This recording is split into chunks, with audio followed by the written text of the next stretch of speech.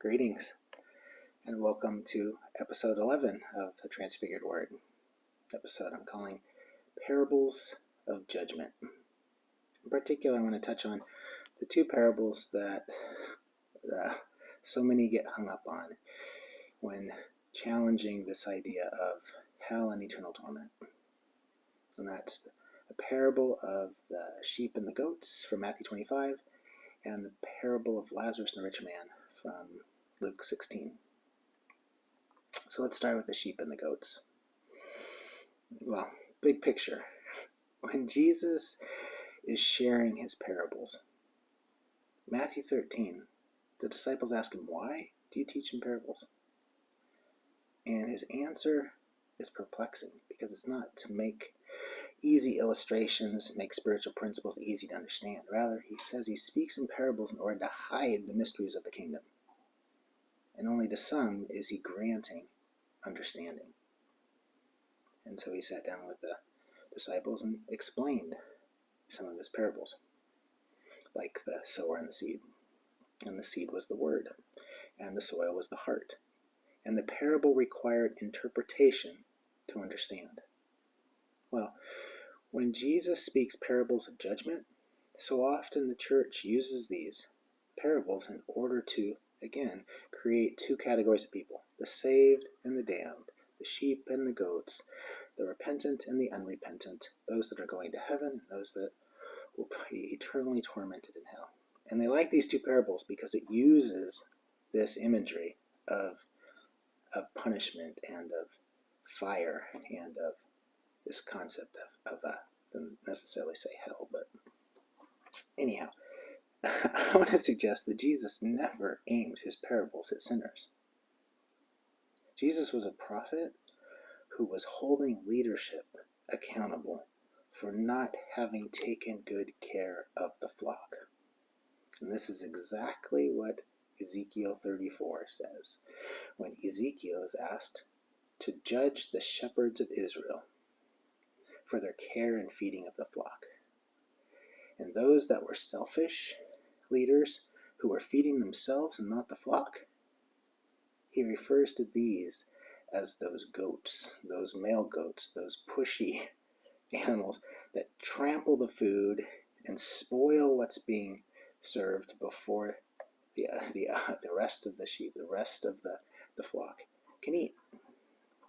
And so in good prophetic, Hebrew prophetic style, Jesus is borrowing the very language of Ezekiel 34, of a judgment of sheep and goats, in order to say, look, the leaders of his day are likewise about to be judged for their care in feeding the flock. Of course, the parable itself uses the word nations. It says nations will be brought before the throne and judge sheep and the goats. So there is a veiling on one level, because the moment you see the word nations there, you think, oh, well, he's not talking about judging the leadership.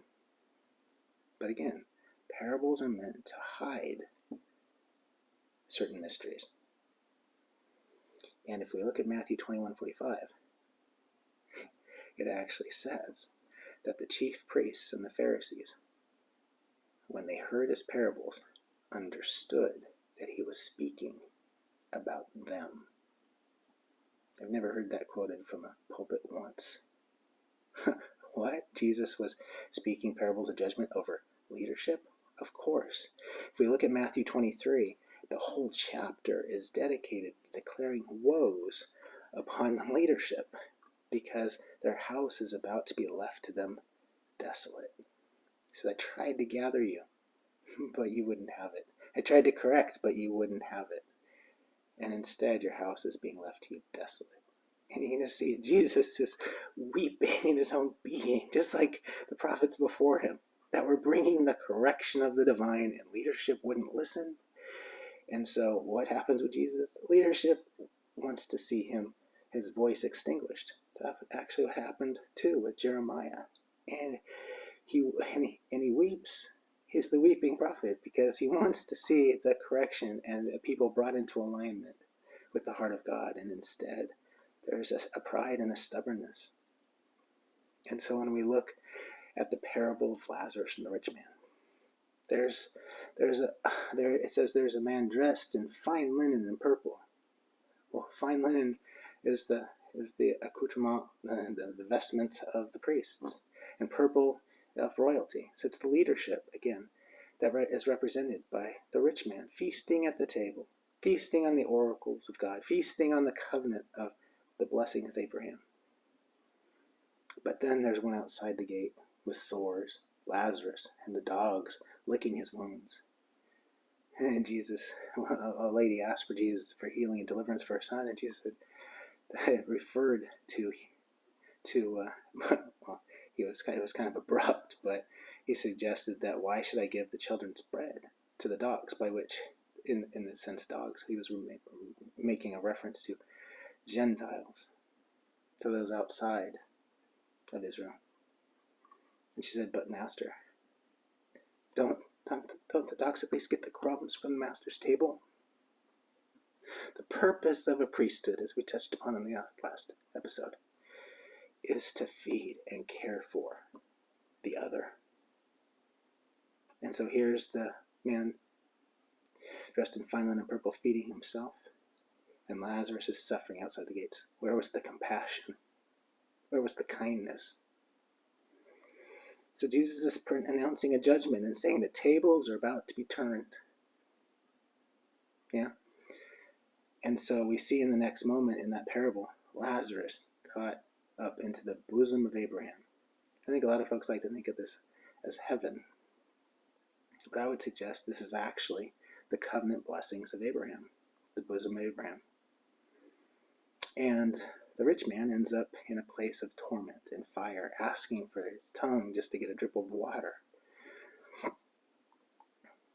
And so a lot of, in the church growing up, this parable was often used to talk about heaven and hell, this division of those that would be suffering and those that were caught up into heaven,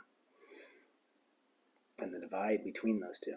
But I want to suggest that's not what this parable is really saying. This parable is a parable about transition of the kingdom being taken from leadership and being given to those who would produce the fruit of it.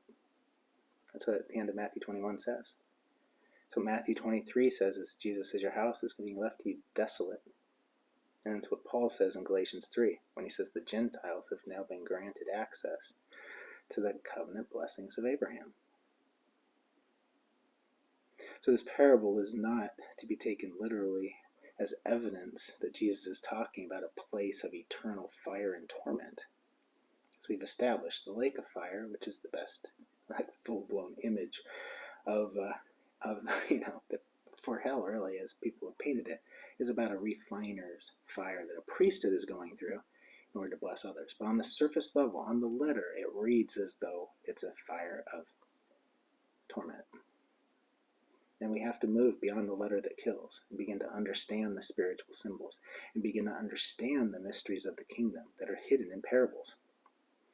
So a church that wants to aim these parables with fear and judgment upon the sinner and the unrepentant, the tables get turned as the veil is rent, as the mysteries unfold and we begin to see. No, Jesus was not aiming these parables at the sinner, at the unrepentant. Jesus was aiming them at leadership. He was a prophet holding leadership accountable.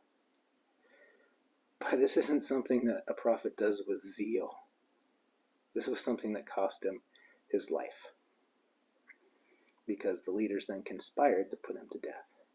The leaders conspired against Jeremiah when he spoke about there not being in alignment with the purposes of God, and they put him in a pit. So, when it comes to condemnation and judgment being spoken to those outside the church, this isn't the heart of God.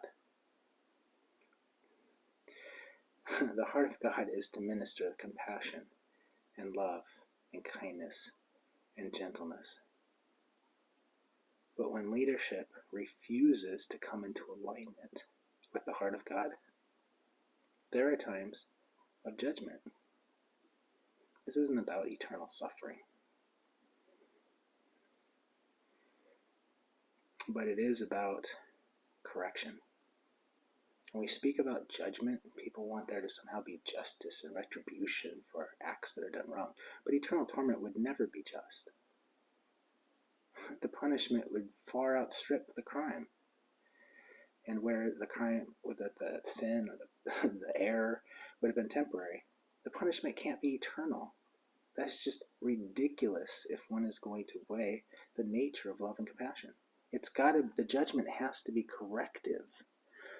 The heart of a good father has to ultimately be corrective, not just eternally destructive, not just destructive, but eternal torment. That's what I was taught growing up. Eternal conscious torment is what the lake of fire was about, or hell was about for the unrepentant. As though a compassionate God could allow anything to suffer for forever. This is absolutely ridiculous. So, hopefully this helps provide a little bit of insight into a couple of parables that often get used and aimed at those outside the church or those that aren't agreeing to the message, and helps one see what the heart of Jesus really was. When he spoke judgment, again, Matthew 21:45, the chief priests and Pharisees understood he was speaking about them. Thanks for joining me. Bye.